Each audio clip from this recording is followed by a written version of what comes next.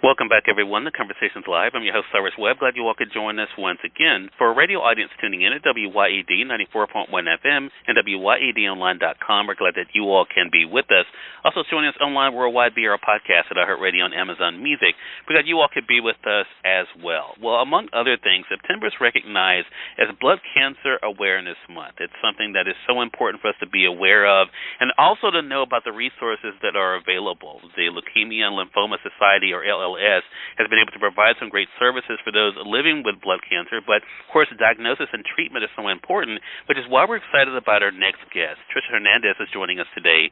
Tricia is not only the Director of Community Engagement at the Leukemia and Lymphoma Society, she also is a 22-year survivor of Hodgkin lymphoma as well. She's going to talk to us not only about the work that LLS is doing, but also what you need to know about what's available to you as well. Tricia, thank you again for spending some time with us. Really appreciate it. Thanks so much for the opportunity to be here during Blood Cancer Awareness Month.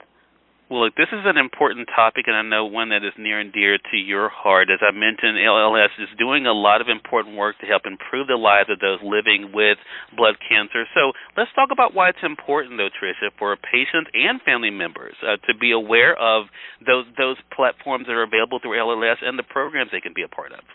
Well, when I was diagnosed 22 years ago, I went where most of us go to find information when we don't know something, the Internet, and I was completely overwhelmed and scared when I looked at statistics and information there and wasn't sure what to believe or not to believe with that. And what I've learned through the information LLS provides is that having a reliable source like LLS that tells you about your disease, provides information about treatment options, even talks to you about how to talk to your healthcare team, family, friends, and community members about being diagnosed with a blood cancer and what the rest of your life might look like, and supporting you through all that is really key. And so that patients and caregivers and healthcare professionals really leave LLS with hope more than the fear that I experienced just doing my own research online.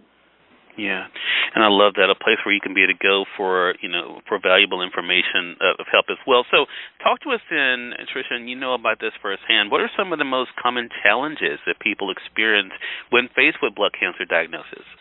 Yes, I think it's first just being completely overwhelmed and unsure of what this means for your life. And so really contacting LLS and getting information about what the disease means, how it might impact you, and then what treatment options you might have is really important.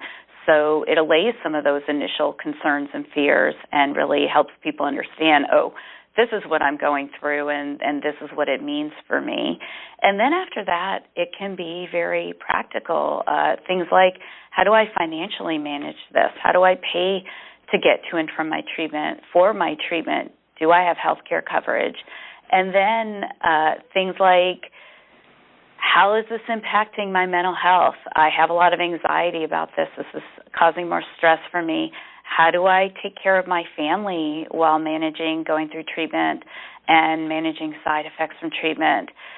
How do I go to work every day? Can I go to work every day or school? And what will this mean for the rest of my life? Is this going to impact me for the rest of my life? And LLS has resources and support for every aspect of that, from that first day of what does this mean from a disease standpoint and what are my treatment options, all the way through survivorship for the rest of your life on what this may mean long-term for you and how it might impact you. Yeah, it's such an important conversation to be having with, of course, the patient, but also with the family members and even caregivers as well. Tricia, as I mentioned, and as you also alluded to, you also, of course, are a Hodgkin lymphoma survivor. How has that impacted the work that you're able to do today with LLS?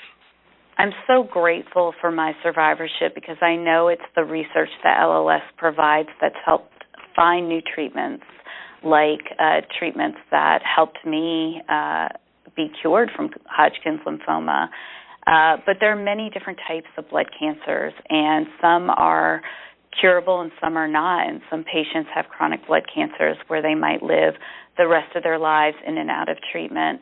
And so LLS really helping patients through that, and my being able to every day work with patients, caregivers, and healthcare professionals to provide the information and resources and support services that LLS has to offer. That I know, based on feedback I receive and really understanding how important all of this is throughout my own survivorship, really helps me understand that patients then have a better quality of life and have a better long-term survivorship experience because of what they've received from LLS. And I think one thing we should say to Tricia, for our audience out there, as we are recognizing September's Blood Cancer Awareness Month, is that times have also changed, right? Especially since LLS was originally founded, in 1949. So, how is LLS evolving in its offerings to provide support to those living with blood cancer? Well, the great news about more effective, less toxic treatments, like those supported by LLS research, are that we have more blood cancer survivors than ever, and those survivors are living decades and decades beyond their diagnosis and treatment. And that's wonderful news, but it also means that there may be some long-term and late effects. There may be mental health needs, additional health screenings and treatment needs, support needs throughout the lifetime, and different kinds of supportive care needed for those long-term survivors. LLS really has recognized this and developed many survivorship resources, whether it's education information, whether it's supportive care or connection to supportive care, and even interactive survivorship workbooks that patients can find online and fill out and take to their healthcare team to talk about all their long-term needs, whether it's dealing with oncology care longer term or moving into a primary care situation where you are having long-term health care and screenings that are different because you've had a blood cancer. And LLS has really provided support and resources and information about all of this for patients and caregivers, and we are always developing new resources to help blood cancer survivors throughout their lifetime.